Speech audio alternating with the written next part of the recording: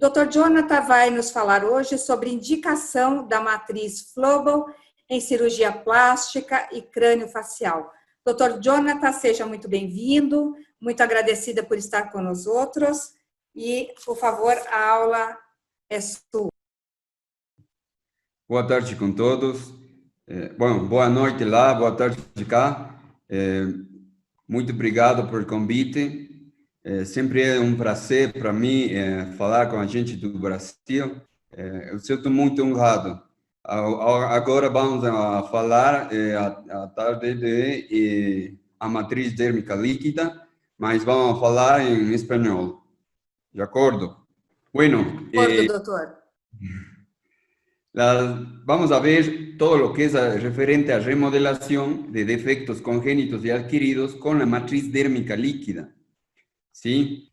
La matriz dérmica líquida fue inventada, fue fabricada en realidad con el propósito de crear una granulación, ¿sí? Una granulación en zonas sobre todo irregulares, en donde la matriz dérmica unicapa o la matriz dérmica bicapa no podían tener contacto con la superficie de la herida.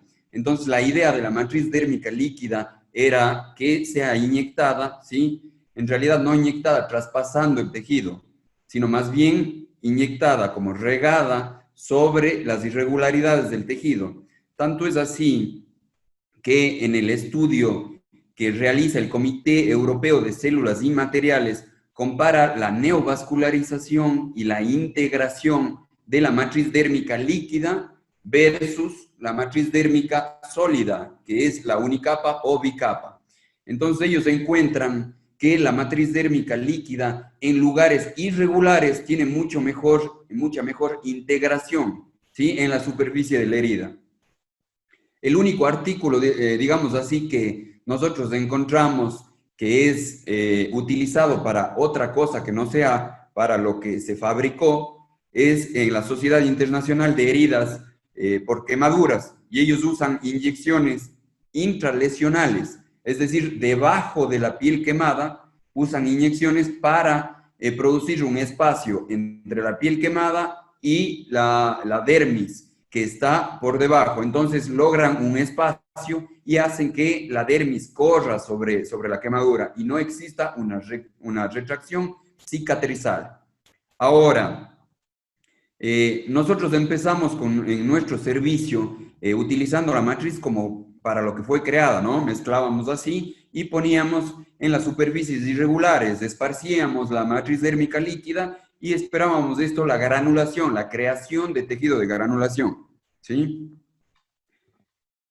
Nosotros aquí, por ejemplo, podemos ver un trauma de miembro inferior, ¿sí? En este trauma fue una quemadura por fricción en un accidente motociclístico. Lo que podemos hacer es llenar todo de matriz dérmica líquida, luego ponemos una capa de Silastic. El Silastic es una especie de silicón multiporoso y sobre eso ponemos una terapia de presión negativa de tercera generación.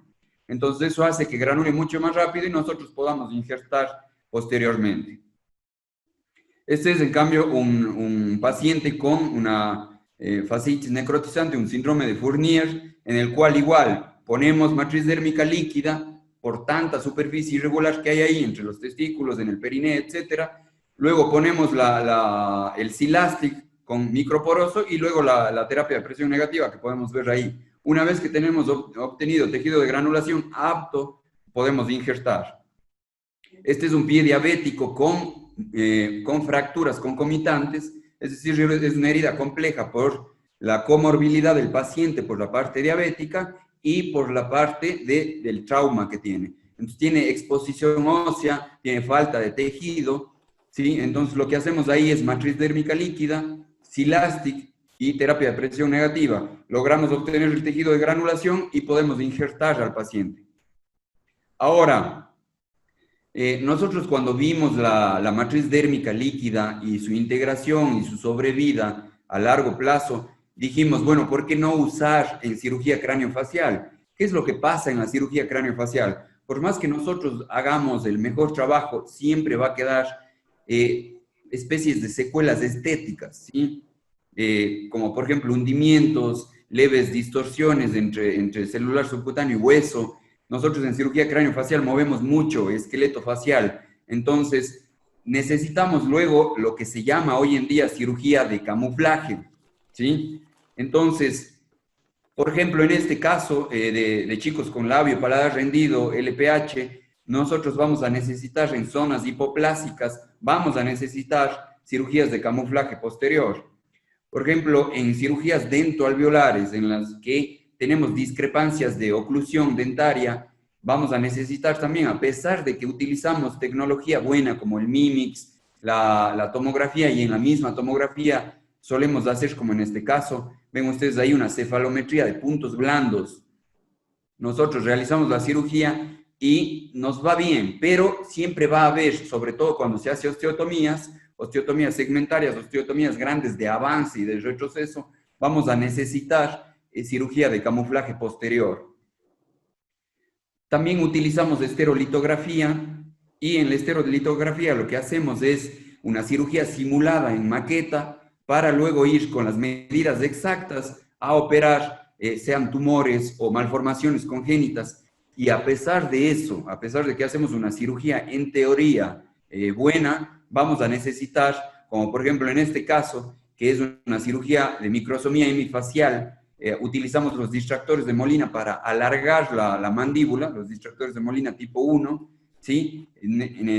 Logramos una oclusión estable, pero si ustedes se fijan, la parte de acá necesita un relleno, ¿sí? Una cirugía de camuflaje para que se vea mucho más normal. Igual en este caso, que es una plagiocefalia, ¿sí? Una plagiocefalia izquierda, hacemos un avance fronto-orbitario igual con distractores óseos, y vamos a necesitar obviamente una cirugía de camuflaje después. Igual en este caso, que es un tumor, una displasia osteofibrosa, ¿sí? Más aún en traumas graves craneofaciales, siempre vamos a necesitar cirugías de retoque. El resultado estético es clave también porque se deja un buen resultado funcional, pero el resultado estético vamos a necesitar ser más competitivos, ser mejores en el resultado funcional, en el resultado estético, entonces sí vamos a necesitar ayuda de algo. Ahora, ¿cómo nace esto de las cirugías de camuflaje? ¿Sí? En 1950, Converse inventa el colgajo dermograso, ¿sí? Para la enfermedad de Parry-Romberg. Este colgajo dermograso es un colgajo de dermis con grasa que se obtiene del abdomen. Nosotros usamos hasta ahora. Es un excelente colgajo, es un colgajo libre, ¿sí? Dermograso, y se utiliza en Parry-Romberg. Nosotros hemos usado hasta recientemente, hasta hace 2 años. Sí, nos iba muy bien, incluso nos iba mejor que con el lipofilling, porque no tiene reabsorción, ¿sí? Pero tenemos que tener en cuenta la zona dadora, la morbimortalidad, la mayor internación, mayor tiempo quirúrgico, etc. ¿Sí? También se usa para cirugía de camuflaje la liposucción ultrasónica, y lo que hacemos nosotros es un ultrafiltrado que se realiza en una centrífuga, ¿sí? En una centrífuga que se centrifuga 3 minutos a 3100 revoluciones por minuto, y esto obtenemos de cada 10 centímetros de grasa, se obtiene de 4 a 7, separando obviamente sangre y líquido, ¿no? Ahora, ¿qué es lo que pasa con la matriz dérmica líquida? Nosotros dijimos, bueno, vamos a empezar a usar matriz dérmica líquida en vista de que la matriz dérmica se integra muy bien, no se reabsorbe, ¿sí? Y genera un colchón abajo del injerto que nosotros ponemos. Entonces decidimos usar la matriz dérmica líquida como si fuera material de relleno, ¿sí? La indicación, más o menos lo que nosotros hicimos fue poner por capas, ¿sí? Clavamos la inyección y vamos en retroinyección, ¿sí? Poniendo en capas celular subcutáneo, músculo, ¿sí? Entonces, debajo de la piel, celular subcutáneo y músculo. Ahora, es una cirugía totalmente ambulatoria, ¿sí? No necesitamos zona dadora, ¿sí? No tenemos morbimortalidad porque el paciente va con sedación, simplemente inyectamos y sale totalmente despierto de la cirugía y sin la morbimortalidad de la zona dadora. Este es un paciente con Parry-Romberg. Ahora, ¿cuál es el problema? El fabricante hizo esa jeringa con este tubito que es para inyectar, pero si ustedes se fijan, se dobla, no sirve para inyectar ese tubo. Entonces, lo que nosotros tuvimos que hacer es simplemente colocar unas cánulas de 15 y de 18 milímetros, es decir, de 1.5 y 1.8 milímetros. Estas cánulas ingresan sin necesidad de que se doble y la matriz dérmica líquida puede salir tranquilamente. Ahora, lo que hicimos es estudiar esta matriz dérmica líquida si es que perdura en el tiempo. Entonces, lo que hicimos es en pacientes con 6 meses ya de inyección, estudiarle con gadolinio, resonancia nuclear magnética con gadolinio, y vemos acá que está todo medido y todo lo que se puso está medido y todo está vivo, ¿sí? Se ve con el gadolinio el contraste que hay de la matriz dérmica ya viva, es decir, ya integrada con neovascularización. ¿Sí? Este es otro paciente, igual medimos la matriz dérmica líquida en toda la zona inyectada y se ve tanto en las fotos como en el video la matriz dérmica líquida que acepta el contraste de gadolinio y se ve un tejido totalmente vivo. Esto realizamos también biopsias en los pacientes, ¿sí? Realizamos biopsias y se ve todo lo que está enmarcado en negro. Esto es la matriz dérmica líquida ya integrada totalmente, ¿no? Esto es una ampliación y la foto de acá vemos una ampliación que es dermis neoformada y neovascularizada, ¿sí? En los estudios de cortes histológicos comprobamos ya con evidencia tipo A en que la matriz dérmica líquida está viva y está ya integrada. Este es el estudio que nosotros hicimos, son 50 pacientes, ¿sí? Y 50 pacientes a 12 meses, ¿sí? Antes de los 6 meses hacemos un estudio clínico, es decir, fotográfico. El estudio clínico es solo fotografía. Pasados los 6 meses hacemos biopsia más resonancia nuclear. ¿Sí? A los 9 meses volvemos a repetir la resonancia y a los 12 meses volvemos a repetir la resonancia. Entonces, lo que hacemos es, a los 6 meses verificar clínicamente, visualmente, con fotos, a los 6 meses hacer la biopsia más resonancia magnética y 9 y 12 meses volvemos a repetir la resonancia para evidenciar con la tinción de gadolinio de que la matriz dérmica esté viva. Ahora, los otros 50 pacientes que nosotros obtuvimos y que hicimos el estudio de igual manera, pero con grasa, con lipofilling, nosotros vemos que a los 6 meses en el estudio clínico hay un 80% que queda la grasa, ¿sí? A los 6 meses, con biopsia y resonancia, vemos un 60% de grasa. A los 9 meses vemos que baja al 55%. Y a los 12 meses baja al 50% de toda la grasa ultrafiltrada, como dice Coleman y todo, baja al 50%, ¿sí? En cambio, en la matriz dérmica líquida, ¿qué es lo que pasa? A los 6 meses, nosotros tomamos la foto postquirúrgica inmediata, ¿sí? La foto postquirúrgica inmediata nos da un volumen. Entonces, la foto postquirúrgica tardía a los 6 meses nos dice, bueno, bajó un poco, pero en realidad, ¿a qué se debió este 90%? A que el 90% es por la inflamación postquirúrgica inmediata, porque cuando realizamos a los 6 meses tanto la biopsia como la resonancia, vemos que el volumen que se inyectó quedó en total, ¿sí? El total del volumen inyectado está ahí, medido por resonancia nuclear y comprobado que está vivo por biopsia. Igual a los 9 meses volvemos a hacer la resonancia, volvemos a encontrar el mismo volumen y a los 12 meses de igual manera el mismo volumen inyectado. Si esto es un estudio de 50 pacientes, es un estudio multicéntrico realizado en 3 hospitales de acá de Cuenca, 2 de los que trabajo yo y 1 más que prestamos atención. Este es un caso de un Parry-Romberg más localizado, ¿no? Si bien no tiene la lesión en sablazo o la hemiatrofia facial, sí tiene un hundimiento malar bastante grande. Este es un paciente que realizamos 2 infiltraciones y como ustedes ven, ha perdurado bastante, tanto el resultado estético como se ve acá. Este es otro paciente con Parry-Romberg un poco más severo, ¿sí? Como ven aquí ya tiene tiene 1 año y medio, casi más, el paciente justamente en desarrollo. Es un paciente de los pocos Parry-Romberg que empiezan temprano.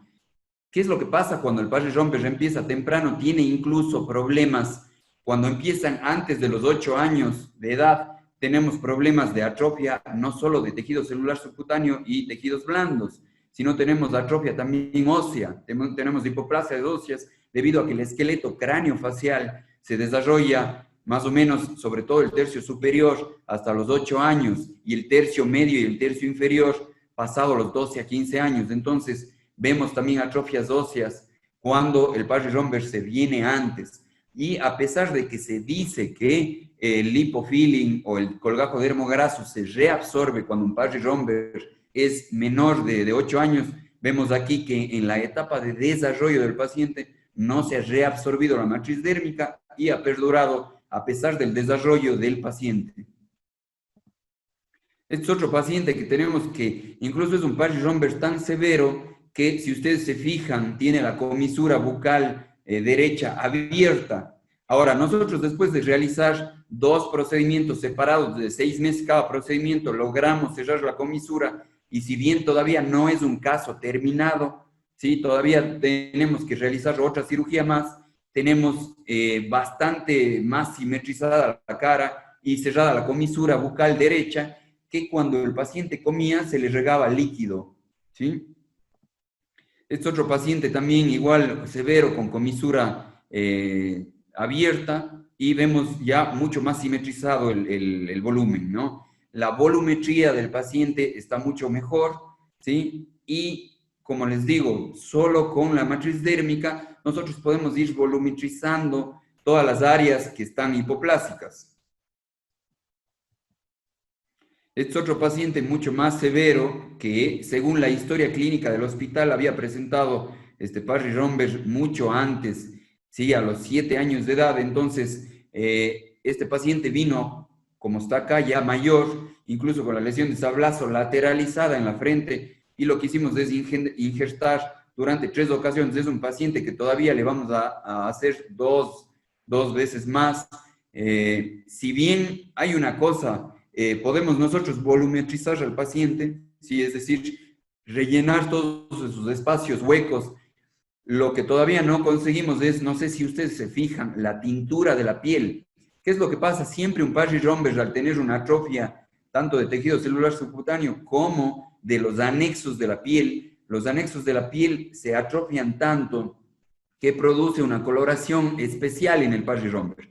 Entonces, si bien esta coloración cede un poco, pero no mejora en su totalidad. Lo que hacemos en Parry-Romberg, que está totalmente ya rellenado y que está ya muy simétrico al otro lado, es mandarles a hacer decoloración de la piel, ¿sí? Nuestra población es de raza mestiza, no es de raza blanca, entonces sí necesitamos un poco de ayuda de dermatología posterior a todo esto. Otro paciente de Parry-Romberg igual, este ya está casi terminado, ¿sí? Se ha volumetrizado bastante la cara y vemos ya que con 4 sesiones de matriz dérmica líquida estamos casi ya en su totalidad.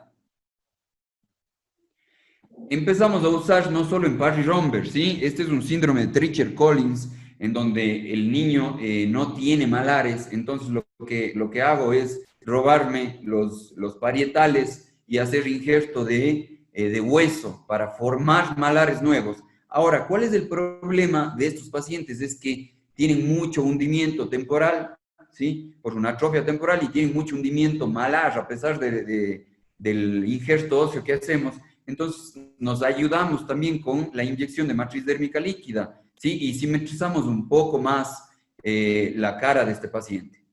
¿Qué es lo que hacemos en este paciente? Este otro paciente, pero con síndrome de Crusoe. Entonces, en el síndrome de Crusoe, aparte de esa retrusión del tercio medio que tiene una retrusión de toda la base anterior del cráneo.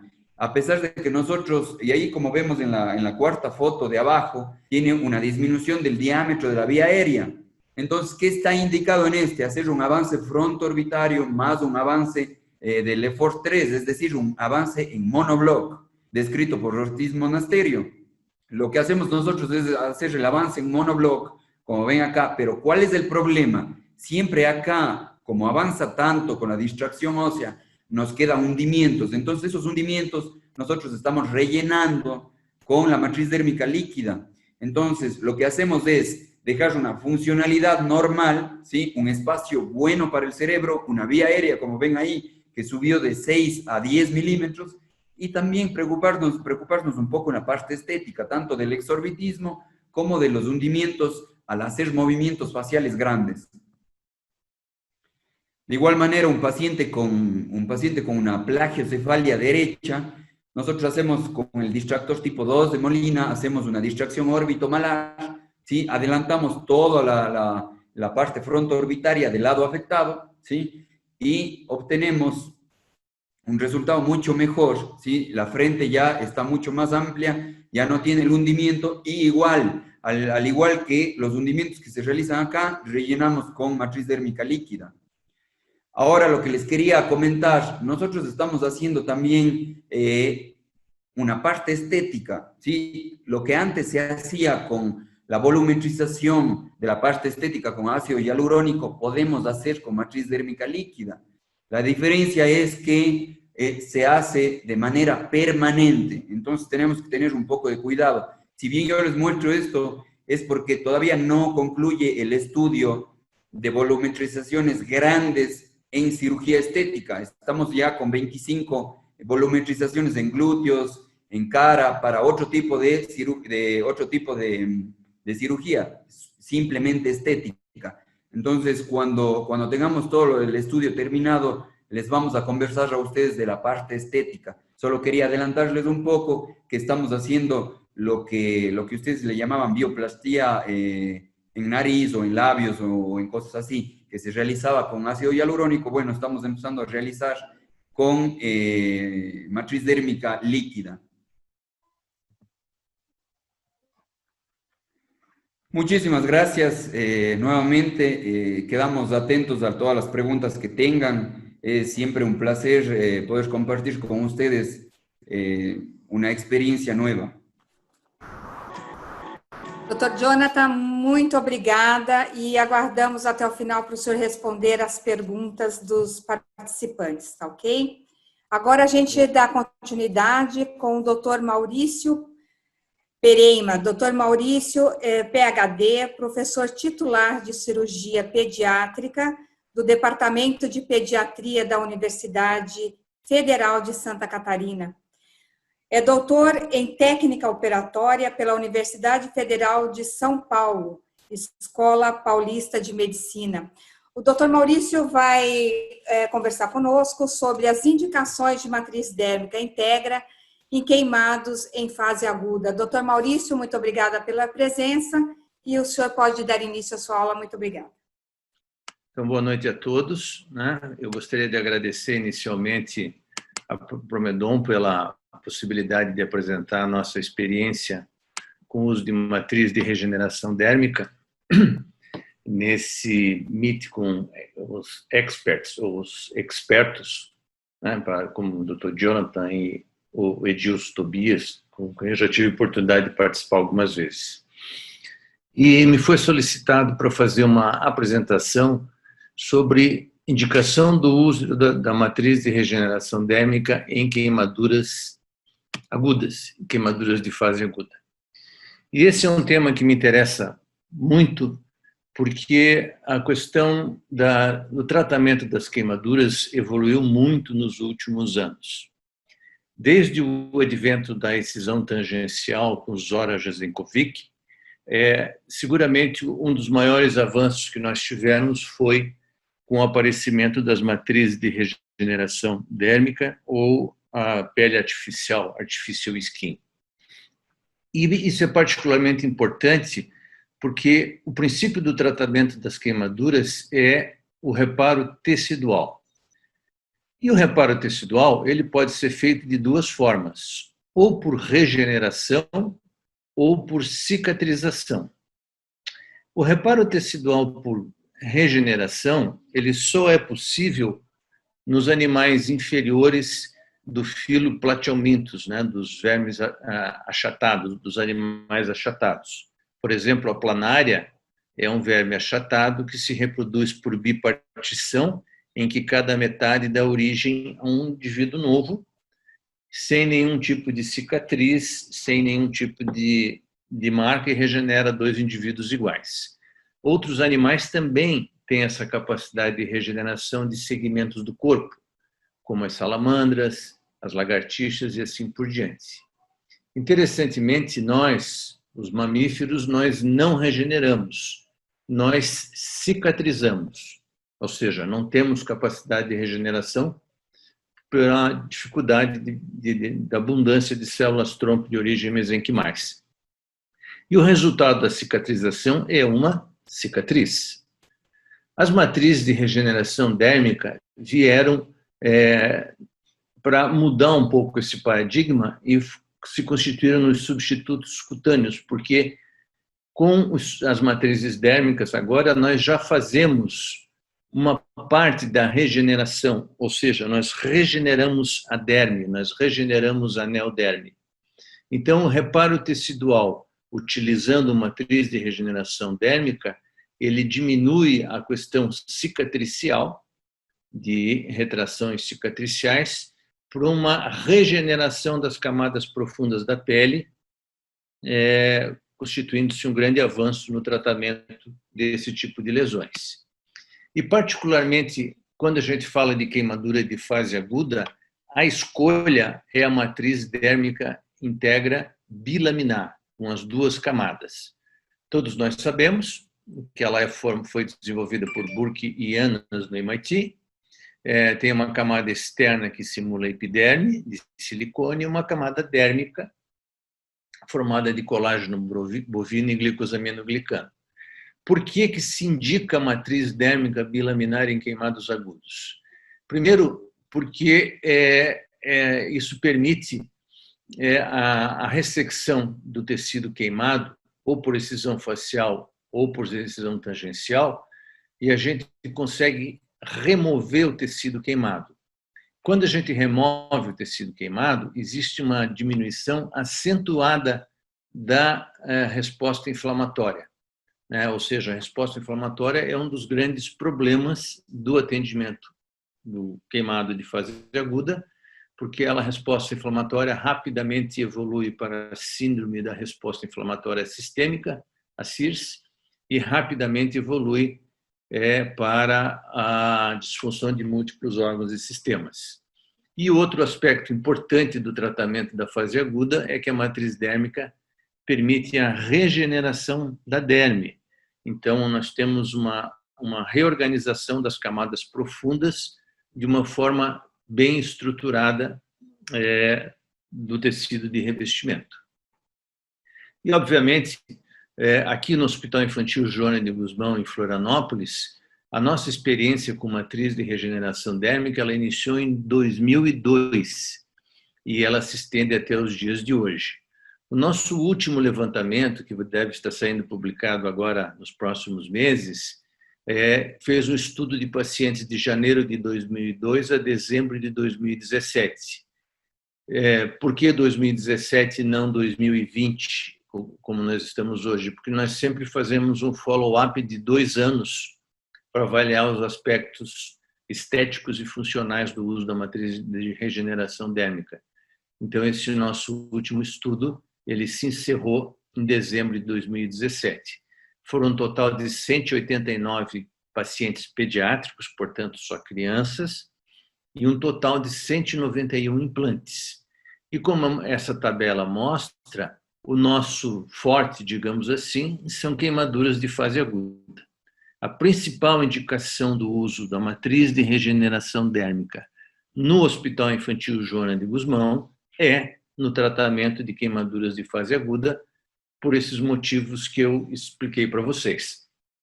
Existe uma série de vantagens no uso da matriz na recuperação desses pacientes. Então, eu optei por explicar nessa apresentação por que nós indicamos a matriz bilaminar. Primeiro momento, que a queimadura é aguda, ela está limpa. Ela fica apenas colonizada até o 7º dia, onde ela tem até 10⁶ unidades formadoras de colônias por grama de tecidos. Após o 7º dia, aí sim nós temos uma concentração bacteriana maior, acima de 10⁶ unidades formadoras de colônia. Ou seja, é uma ferida limpa até o 7º dia, que é quando a gente faz o tratamento. Existe, como eu falei, uma redução acentuada da resposta inflamatória, que permite a excisão do tecido queimado. E, além do que, um fator importante é que essa resposta inflamatória ela também fica diminuída porque não se cria uma área cruenta, ou seja, não se tira um enxerto de pele de uma área doadora na fase aguda, que criaria ainda mais inflamação, mais sangramento, dependendo da extensão da área doadora necessária. Então, nós acreditamos, e temos estudado muito isso, que o uso da matriz dérmica tem essas duas questões fundamentais. Ela diminui acentuadamente a resposta inflamatória e ela não cria área cruenta, ou seja, não contribui com o processo inflamatório. E, obviamente, a gente tem observado no decorrer desses quase 20 anos é que existe um aspecto funcional e estético a médio e longo prazo superior, né? Inclusive com as crianças necessitando de menos cirurgias à medida que elas vão crescendo, porque a gente sabe que a cicatriz, as crianças crescem, mas a cicatriz não cresce. E quando a gente usa a matriz de regeneração dérmica, essa cicatriz, que na realidade é uma derme regenerada, ela passa a crescer e diminui a necessidade de cirurgias posteriores para a redução de sequelas. Então, demonstrando praticamente o que é isso, eu optei por trazer um caso de um paciente de 14 anos, natural e procedente de uma cidade do interior do estado de Santa Catarina, aqui, do oeste catarinense, que dista 560 quilômetros de Florianópolis, né? Então, ela tem uma distância bastante grande. Ela cruzou o estado de Santa Catarina para ser tratada. Essa menina teve uma queimadura por álcool combustível assumindo a lareira esse ano, um paciente recente, né? Pouco tempo trazer um paciente agora de praticamente 2 meses atrás. Ela foi internada na unidade de tratamento de Chapecó, onde fez a estabilização de fase aguda com a forma de Parkland, e veio transferida no dia 29, no dia seguinte, para a UTI pediátrica do Hospital da Unimed, aqui em Florianópolis. Então, aqui embaixo nós vamos poder acompanhar um timeline da evolução dessa paciente. Então, dia 28/6 foi o D1, dia de internação, né? Foi o primeiro dia que ela internou. Então, na internação, a gente vê que foi um grande queimado, que tinha 60,5% de superfície corporal, atingindo 18 unidades topográficas. Nesse diagrama do aplicativo do eBurn, a gente pode ver em vermelho as áreas de 3º grau, em amarelo as áreas de 2º grau. As áreas de 3º grau, elas chegavam a 40% da superfície corporal. A nossa conduta inicial, enquanto delimitava a queimadura, foi curativos com uma espuma impregnada com prata, que era trocada a cada 48 horas, enquanto a gente fazia estabilização hemodinâmica e hidroeletrolítica e fazia avaliação com culturas.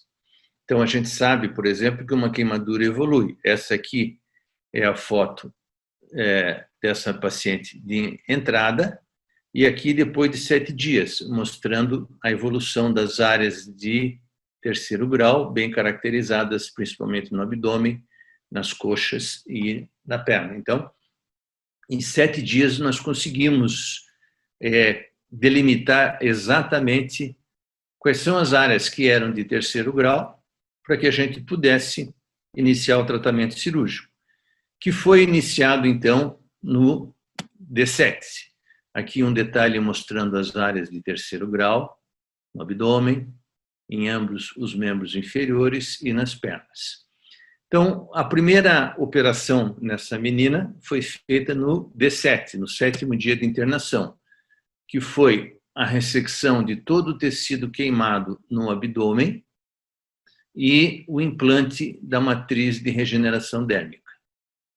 Após o implante dessa matriz de regeneração dérmica, que foi fixada com grampos, nós fizemos um curativo de pressão negativa da KCI com espuma Granofuan com prata, e o restante das áreas foi feito, continuou fazendo curativo com Baiatã. Isso foi no 7º dia. No 14º dia, portanto, 7 dias depois, nós fizemos a excisão tangencial das áreas queimadas nos membros inferiores. Então, aqui foi feita a excisão dessa área queimada, aplicada a matriz de regeneração dérmica e curativo de pressão negativa, em todas as áreas onde foi feito o implante da matriz. E aqui, nesse dia 7, foi feita a troca do curativo de pressão negativa da matriz no abdômen. Então, foi a segunda operação que essa menina fez e seguiu o tratamento. Na semana seguinte, no dia D21, né, no 21º dia, então, nós fizemos, aqui está a matriz dérmica já com uma pega de 100%, não houve quase nada, praticamente pega total, e foi feito aqui uma semana, a gente vê aqui a foto do enxerto epidérmico uma semana depois, enxerto expandido 1 para 1,5. Né? Ou seja, com 14 dias de matriz com curativo de pressão negativa, nós conseguimos fazer o enxerto de pele.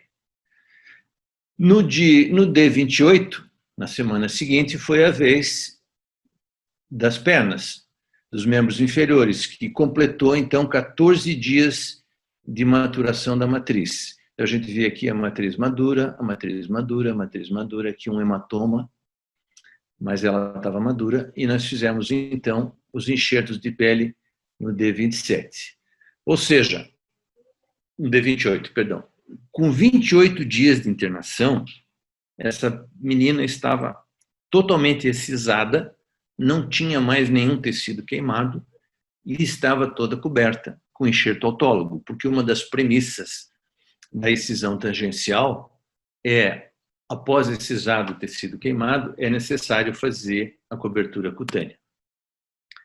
E aí, do D28 em diante, nós só fomos fazendo curativos nessa menina. E aí apareceram algumas áreas de perda de enxerto autólogo, como aqui na coxa e aqui na perna. Isso no D35, que era até uma coisa esperada para um queimado de 60%, ou melhor, de 40% de queimaduras de 3º grau, ter algumas áreas de perda. Então, nós esperamos essas áreas de perdas delimitarem exatamente, e no D42, aqui, nós fizemos o retoque dos enxertos das áreas de perdas. E a paciente ficou, então, completamente coberta. Essas áreas todas pequenininhas foram se fechando nos curativos posteriores e, como ela é uma paciente do interior, no D52, aqui a equipe que participou, uma das equipes, né, que foram várias equipes que participaram, ela obteve alta do hospital. Então, por uma queimadura de 60% de superfície corporal, em que se espera um dia de internação para cada 1% de área queimada, ela teve alta praticamente 10 dias antes do esperado. E eu gostaria de salientar algumas vantagens do uso da matriz de regeneração dérmica na queimadura de fase agudas, que ficou muito bem exemplificado nesse paciente. Por exemplo, não houve desestabilização hemodinâmica durante a excisão tangencial. Talvez até porque não houve criação de uma nova área cruenta e inflamação, como, por exemplo, a criação de áreas doadoras. Durante toda a internação, ela fez uso de apenas 2 classes de antibióticos, ou seja, ela não teve infecção invasiva. O tecido queimado excisado não gerou infecção invasiva. Ela não desenvolveu nenhum quadro infeccioso relacionado à queimadura. E ela teve apenas um episódio de uma infecção de trato urinário relacionado a uma sondagem vesical de demora. Necessitou, obviamente, de transfusões de sangue, não teve quadro de desnutrição, porque iniciou nutrição enteral precoce, já no 2º dia de internação. E um tempo de internação inferior ao esperado na literatura, D52 contra D60. Esse é o controle ambulatorial já depois que ela teve alta do hospital, né? Com as áreas completamente epitelizadas, aqui de abdômen, como a gente pode ver. Aqui, dos membros inferiores, as áreas epitelizadas também, e aqui a discromia, a hipercromia das áreas doadoras. Detalhe interessante é que essa menina chegou no ambulatório já com as unhas pintadas, mostrando que ela já estava recuperando a sua imagem corporal, né? Aqui as áreas queimadas e as áreas doadoras, né? Sem nenhum sinal de hipertrofia, apenas com essa discromia, que mostra realmente um excelente resultado no tratamento dessa paciente.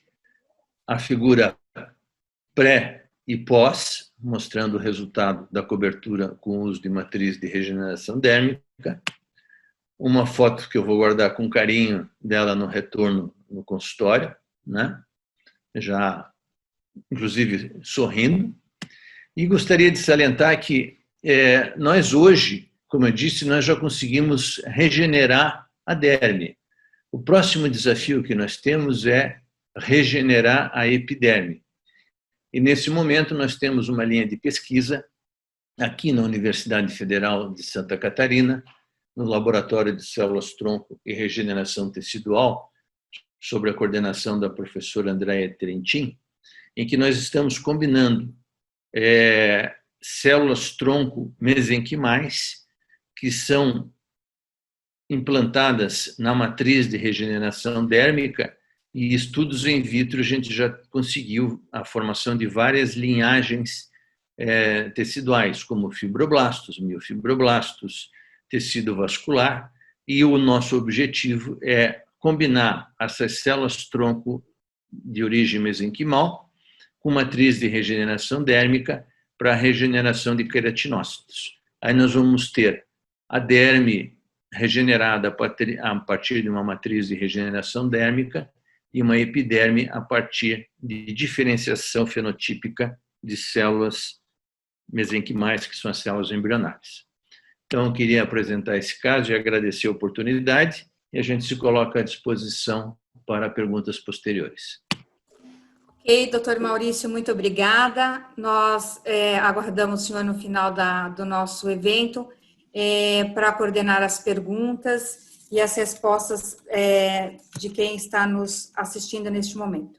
Okay. Vou apresentar agora o próximo palestrante, doutor Edilson Tobias Moreira. Doutor Edilson é ortopedista, cirurgião de pé e tornozelo. Ele atua no Centro de Tratamento de Feridas da Rede São Camilo, em São Paulo. Doutor Edilson, por gentileza, fique à vontade e pode iniciar sua apresentação. Muito obrigada. Obrigado, Rony. Obrigado pelo convite da Prometron. É um prazer estar na presença do Sr. Serema. Admiro muito o seu trabalho. É uma honra estar junto ao Dr. Jonathan.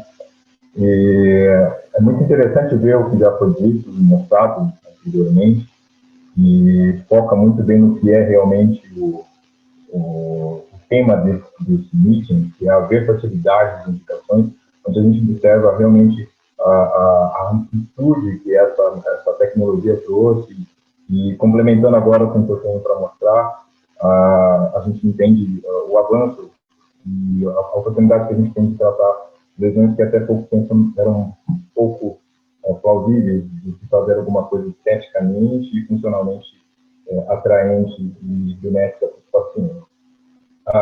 Eu vou focar bastante no tratamento de infecções, basicamente infecções direcionadas ao pé e tornozelo, que é a minha área, e entender que é possível ainda utilizar esse tipo de tratamento, mesmo em casos onde a infecção seja a indicação de tratamento inicial dos pacientes. Vou compartilhar aqui a minha tela.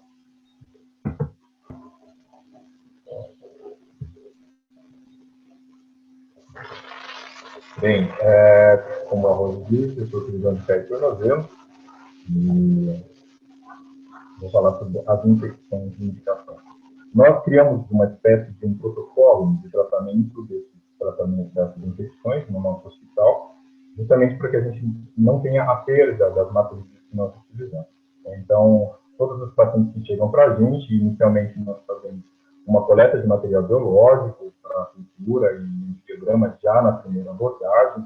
Muitos desses pacientes já vêm para a gente com os antibióticos prévios, mas mesmo assim ainda nós conseguimos isolar boa parte das infecções. Como garantia também, nos casos onde nós não temos ainda o resultado da cultura, sempre implementamos a utilização de antibióticos de amplo espectro, sempre tentando abranger o máximo de organismos possíveis, gram-positivos e gram-negativos, anaeróbicos. Como primeira meta é sempre sermos muito agressivos no desligamento, ressecar qualquer tipo de tecido comprometido, incluindo ossos, músculos, tendões. Nós não podemos deixar resquícios de tecido infectado que possa comprometer o resultado final e perdermos a matriz. Em todos os nossos casos, nós utilizamos a terapia de proteção negativa como auxiliar no tratamento e, obviamente, esses pacientes precisam de um suporte clínico e nutricional antes de conseguirmos finalizar o tratamento. A infecção, ela tem suas fases, a gente tem pacientes que chegam já em casos muito graves, muitos desses pacientes acabam indo para a UTI, nós temos ainda que esperar esses pacientes estabilizarem para suportarem as cirurgias. As cirurgias já são, segundo o trauma, muito agressivas, nós temos que respeitar a fase da resposta endócrina metabólica ao trauma também. Para isso também utilizamos parâmetros clínicos, laboratoriais, para decidirmos a finalização do tratamento e a aplicação da membrana. Em alguns casos, nós fazemos uma coleta de novas culturas, que isso pode ser indicado, mas ainda é controversa essa interpretação da cultura da superfície. Mas nos casos de infecções muito graves, polibacterianas, a gente ainda, em alguns casos, optou por fazer antes de decidir a implantação da membrana.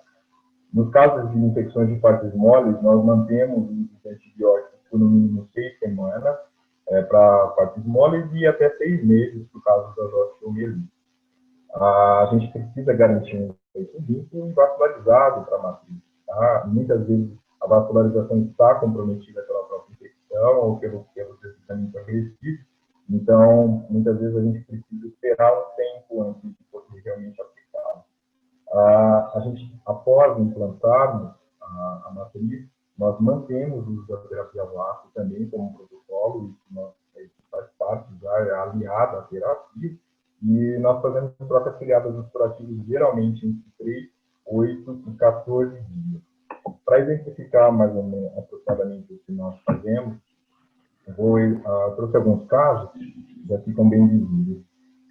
Um caso inicial é uma fascite plantar necrotizante, um paciente diabético, descontrolado, teve um ferimento plantar, estava em tratamento com antibióticos, já chegou no hospital com quadro de sepse, uma piora clínica rápida, o paciente foi para a UTI, havia o risco de amputação devido ao grave comprometimento do pé, já estava, através do exame de ressonância magnética, mostrando uma trombose e uma osteomielite já do primeiro raio. Esse foi após o primeiro desbridamento.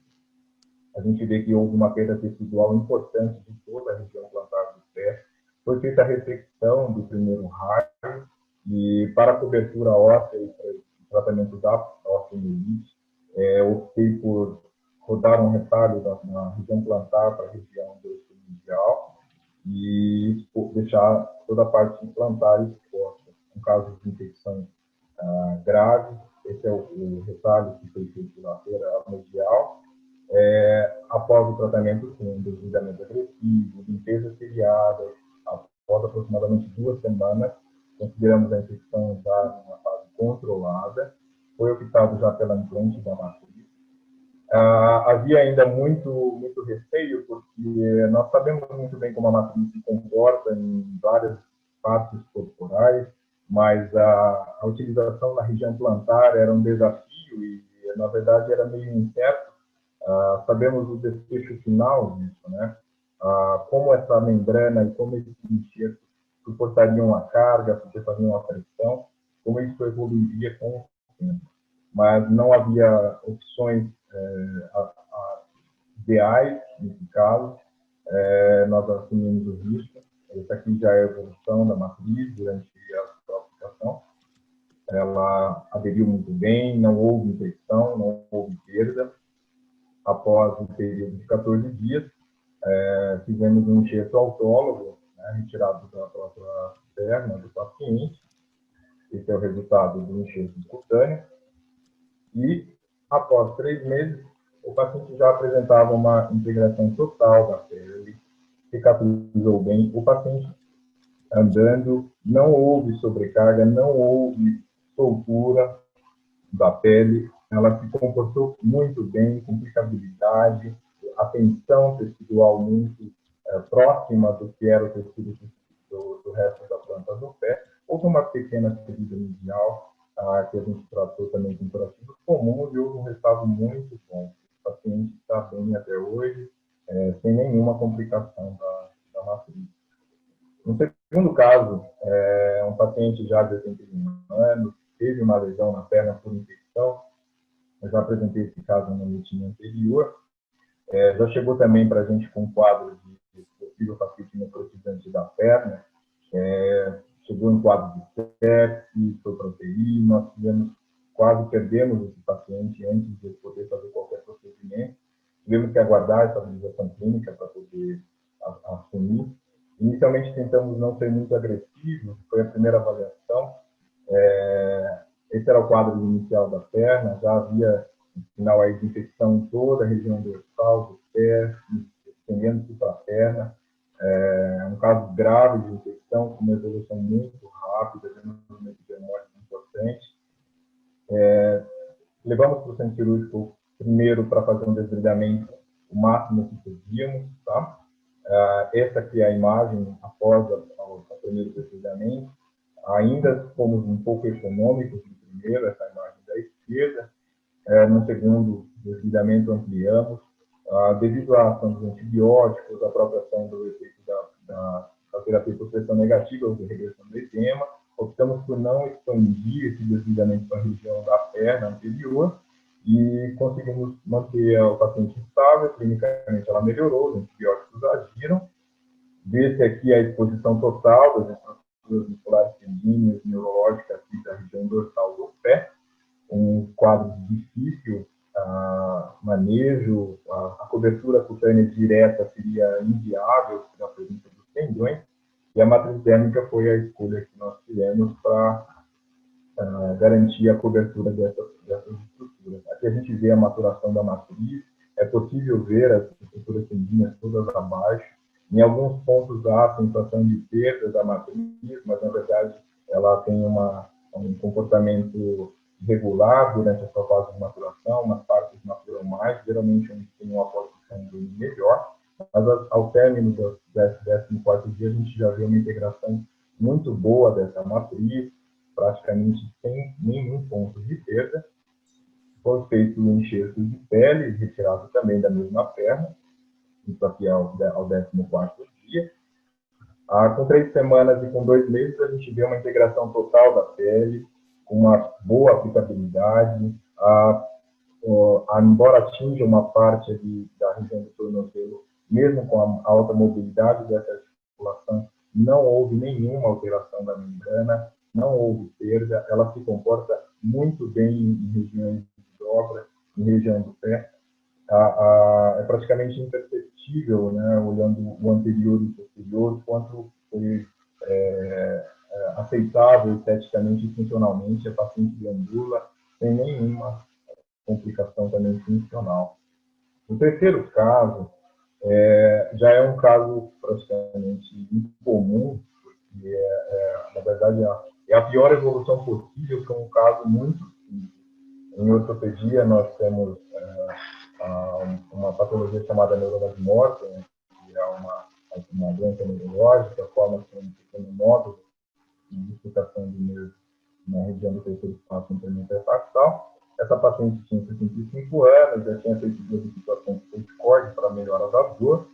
Havia uma insuficiência vascular, a própria insuficiência de corticóide altera também localmente a vascularização, tinha até uma insuficiência de PVP, mas ela já tinha histórico de complicações em períodos respiratórios em outras regiões. Foi indicada a ressecção do neuroma, uma cirurgia relativamente muito simples, feita uma incisão na região dorsal do pé, pequena, acessa-se o neuroma, resseca-se e fecha. Essa paciente, após o procedimento, ela apresentou uma deiscência de fissura e exposição de tendões e do espaço que havia sido criado, né, para a recepção do neuroma. Havia uma fístula sinovial, que provavelmente foi uma das causas dessa deiscência e dessa evolução ruim. Devido a uma clínica humanizada, e para sermos menos agressivos, até para as condições locais de pele, e pela presença de infecção, nós optamos por tratar essa infecção. Foi tratado com antibiótico terapia, foi feita a limpeza regular, colocada a terapia vácuo também. Nós consideramos que a infecção estava já em tratamento, já estava com um bom resultado laboratorial e clínico, e optamos pela utilização da matriz flowable, justamente optando pelo preenchimento desse espaço. Inicialmente, esse é o quadro já no pós-operatório, no primeiro pós-operatório. Nós não cobrimos totalmente a matriz, ela ficou parcialmente exposta, é o que também nós fazemos como praxe. Mas, infelizmente, após 3 semanas, isso era o quadro que a paciente apareceu já. Houve uma perda tecidual, a matriz ela ficou totalmente exposta, os tendões expostos, mas ainda assim havia uma certa integração dessa matriz flowable. Como havia uma integração e havia um defeito cutâneo, acreditamos que pudesse ser mais por uma deficiência circulatória local, como uma segunda escolha, optamos então por aumentar essa área de ressecar essa pele ruim ao redor, ampliar, manter a matriz flowable que estava integrando e associarmos então uma matriz de regeneração dérmica bilaminar, cobrindo essa área. Inicialmente, essa é a evolução. A gente observa que há uma integração da matriz, uma evolução que parecia ser muito favorável, mesmo na parte central, onde a gente tem tendões, e a gente já sempre observa, ainda assim consideramos um bom resultado. Optou-se daí pelo enxerto de pele. Esse daqui já é o paciente após 5 dias de enxerto de pele. A pele aparentemente não teve uma integração satisfatória e após aproximadamente 30 dias, essa é a evolução que o paciente apresentava, uma necrose já da pele, perdeu a matriz, a gente observou que profundamente ainda havia uma mesanquina ligada, a matriz flowable também não estava mais integrada, provavelmente houve um problema aí circulatório e a presença desse líquido sinovial sempre presente aí pela fístula sinovial. É um caso de evolução trágica, um procedimento muito simples. Optamos, então, por um tratamento um pouco mais agressivo. Já não havia tanto espaço agora para a utilização das matrizes. Foi feita, então, a indicação de uma nova intervenção cirúrgica, um desligamento maior, onde foi feita também a plentização óssea, foi feita uma sinovectomia total ali das articulações metatársicas falâncicas do terceiro e do quarto, a exposição do periódico e a recepção do osso vertical garantiu uma circulação melhor para esse local, instituímos a terapia vácuo, não houve sinais de osteomielite ressonante nem por configurar óssea, nós garantimos um ambiente limpo e vascularizado. Talvez o TEL tivesse espaço para a utilização novamente da matriz flowable, mas devido a todo o histórico e evolução desfavorável, nós indicamos a utilização, a rotação de um retalho. Havia já tecido de granulação, o tecido já estava evoluindo relativamente bem, mas não teve muita opção. Nós rodamos um retalho de sensor dos dedos para fazer a cobertura dessa região dorsal e do antepé, uma área de difícil cobertura até mesmo por retalho, pela distância. O retalho dorsal do pé foi uma opção muito viável, houve integração, e após isso ter feito enxerto de pele, tivemos um resultado bastante satisfatório, tanto estético quanto funcional, embora seja um quadro muito improvável de acontecer no dia a dia. Um quarto caso é um caso também que nós tivemos um paciente que chegou em caso muito grave. Esse paciente quase morreu já logo na chegada no hospital, e entrou em de descompensação hemodinâmica muito grave. Tivemos que esperar aproximadamente 2 a 3 dias também para ele ter condições de submeter a um procedimento cirúrgico.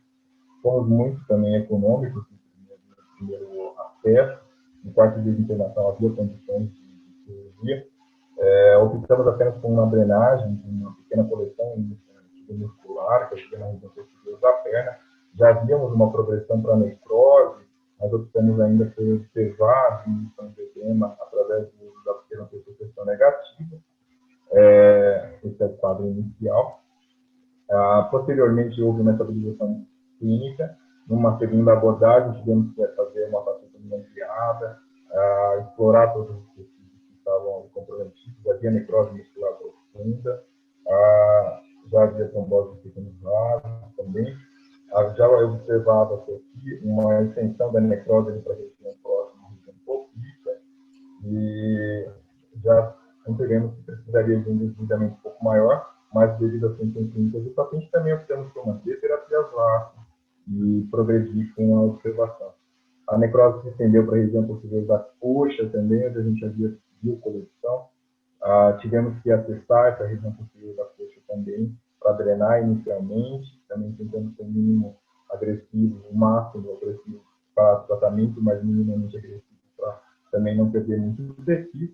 Esse é o resultado após a abertura também de toda a face da coxa e perna, sempre fazendo limpezas muito rigorosas, antibiótico terapia de amplo espectro, mas após a melhora clínica do paciente, conseguimos fechar boa parte das feridas com uma atenção adequada, e ainda sobrou um pedaço que não havia mais como fazer a cobertura, embora fosse uma estrutura muscular que pudesse receber até mesmo direto.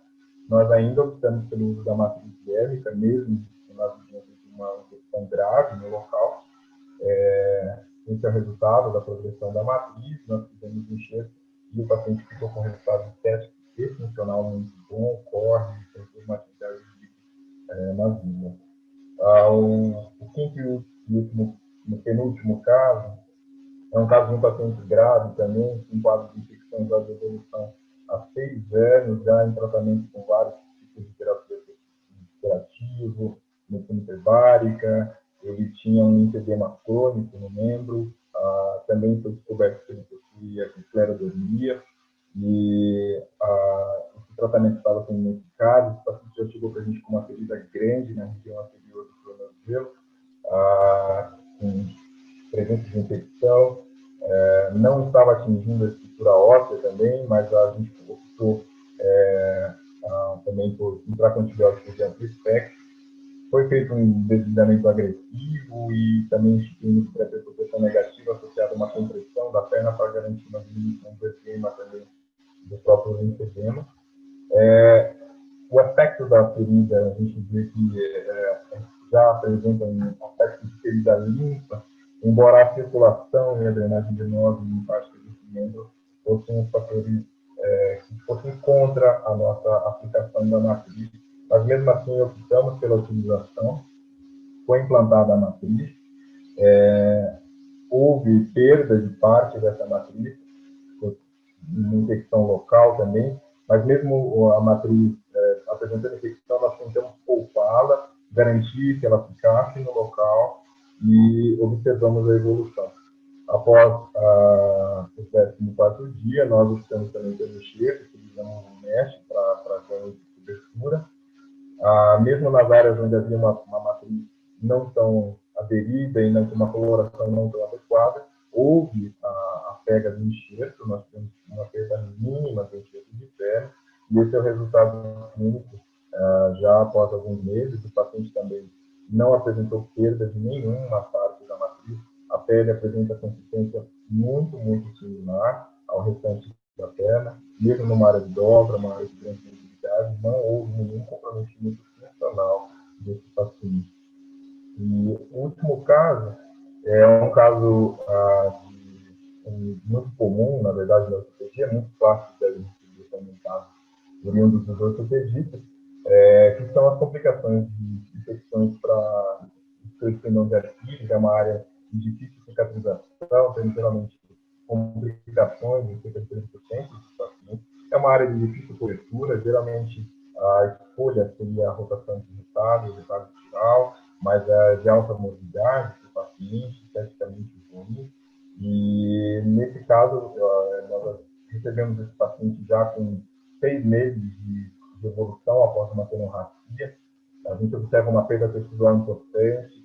Nesse pós-intensivo, a gente observa a profundidade da lesão, havia exposição do tendão, não havia necrose do tendão, então nós podemos poupá-lo, mas havia infecção de alicerces profundos, planos musculares.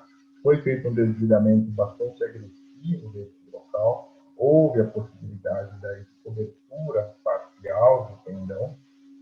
Após a utilização da terapia VATO interciliadas, a gente conseguiu observar uma formação de um tecido de granulação que mostrou bastante viável para a implantação de uma matriz de regeneração dérmica. Essa é a evolução da matriz. A matriz ela também permitiu um ganho aí de altura, né, diminuindo a profundidade da lesão. É uma área também de preocupação, justamente porque é uma área de alta mobilidade, pela atração do tendão e pela mobilidade do tornozelo. Aqui, após o 5º dia após o enxerto, a gente já observa uma pele integrada, a região da área do labor, a gente observa também uma boa evolução, que o sangue circular bem próximo também. E isso aqui é o resultado após aproximadamente 3 meses também, a pele totalmente integrada, praticamente nenhuma perda, houve a formação de uma pequena ferida na região mais proximal, nós conseguimos tratar esse microativos comum, e a evolução é extremamente satisfatória. Funcionalmente, o paciente também não teve prejuízo algum, a pele funciona muito bem, mesmo em áreas de tensão, de obras, e a aplicabilidade é excelente, um resultado muito bom. Isso mostra uma excelente opção para esses casos complicados. Infelizmente, ainda faz parte da realidade de todo ortopedista, principalmente os ortopedistas de tornozelo. Basicamente, era isso que eu tinha que falar para vocês, mostrar.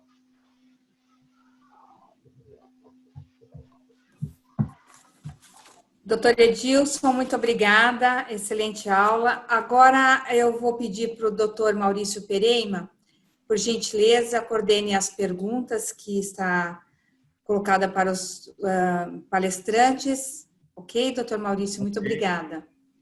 Ok. Então, inicialmente, parabéns a todos, né? Achei muito interessante o uso de todas essas matrizes. E temos algumas perguntas que estão aqui no chat.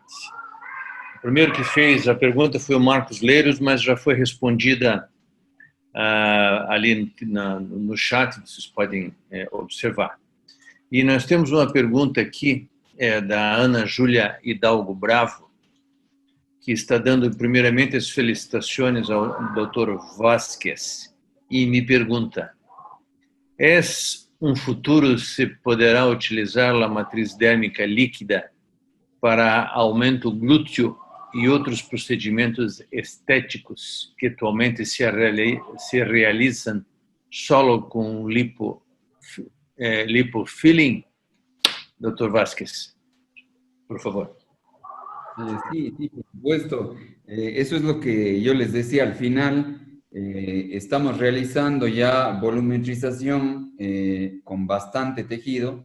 Sí, estamos haciendo aumento glúteo, estamos haciendo aumento de labios, bioplastía de nariz, rellenando deformidades en pantorrilla, por ejemplo, en pacientes con deformidades ya congénitas. Estamos haciendo volumetrizaciones grandes. Entonces, la idea de que yo les decía hace un rato, de que habíamos tenido ya 25 pacientes en cuanto a cirugías estéticas, sí, pues el futuro es realizar la infiltración de este tipo de matriz dérmica, pero ya en volúmenes grandes, ¿sí? Y en procedimientos no solamente reconstructivos, sino ya estéticos también. Ok. Agora, temos uma pergunta para o Edilson, da Isabel. Isabel, buenas tardes, excelentes conferências. Em relação à fasciitis plantar, não todas as instituições de saúde dispõem de matriz dérmica. O uso de VAC considera uma boa opção para acelerar a formação de tecido de granulação e poder enxertar, sem o uso da matriz, pelo que ela deu a entender? Sim, a matriz é uma excelente opção, infelizmente não é viável em muitos locais. O que a gente observa até mesmo naquela primeira imagem que eu coloquei já era após um desbridamento. Inicialmente havia uma necrose total, a gente fez a patectomia total da região plantar e a exposição de tecido muscular, a utilização da terapia a vácuo vai promover a formação de tecido de granulação. Obviamente isso vai demandar um pouco mais de tempo, mas assim que se forma o tecido de granulação, a opção realmente é implante direto de pele. Há sim essa possibilidade, mas se puder usar a matriz realmente garante uma cobertura e uma proteção da estrutura sanguínea, o que garante aí uma funcionalidade desse pé. Talvez um pé com uma pele aplicada sobre apenas um tecido de granulação, às vezes muito fino, pode não ter uma sensibilidade ou pode alterar um pouco a marcha desse paciente, mas é as opções que a gente tem. Infelizmente, a paciente necrosizante plantar ela é uma evolução muito grave e muitos desses pacientes acabam terminando sendo amputados como alternativa, mas é viável assim. Ok. Doutor Jonathan, o uso da matriz dérmica tem mostrado o uso da matriz dérmica em áreas fechadas, cobertas por pele. Quando não é possível fazer a cobertura com pele da matriz líquida, o que usas para fazer a cobertura acessória? Enxerto de pele laminar, associa uma outra matriz bilaminar para fechar a lesão? Bueno, es lo que habíamos dicho, ¿no? Todo depende de la superficie. Nosotros podemos usar, por ejemplo, en superficies irregulares, ¿hola? Sí, ok. En superficies irregulares podemos usar la matriz dérmica líquida.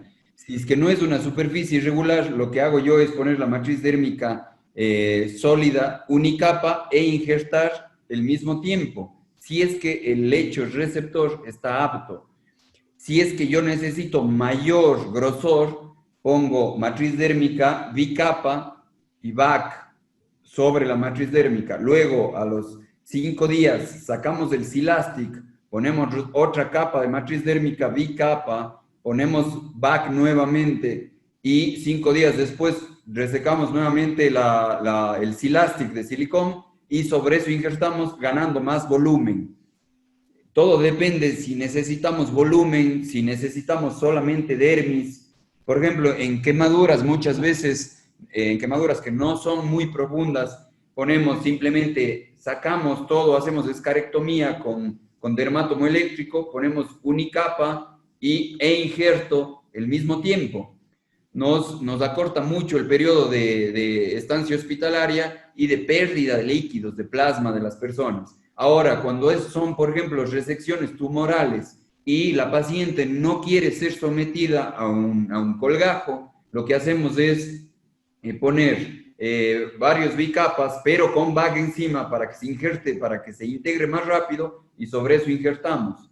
Entonces, todo depende del paciente. Siempre tratamos de hacer algo especializado y algo, en realidad, lo que necesita el paciente y de acuerdo a lo que podemos hacer con cada paciente, individualizado. Ok. Rosilene, temos tempo para mais uma pergunta? Sim, com gosto. Sim, doutor, temos tempo para mais uma pergunta. Então, a pergunta para o Dr. Jonathan, quem faz é o Dr. Marcos Nivello. Qual é o benefício da matriz dérmica sobre o lipofitting e a relação de custo-benefício de los dos? Bueno, ¿cuál es el problema? Nosotros con la matriz dérmica líquida no tenemos necesariamente que hacer en una cirugía larga. Por ejemplo, en comparación entre lipofilling versus matriz dérmica líquida, 1, el tiempo quirúrgico, 2, la zona donadora, no tenemos, ¿sí? Y 3, la recuperación del paciente, ¿sí?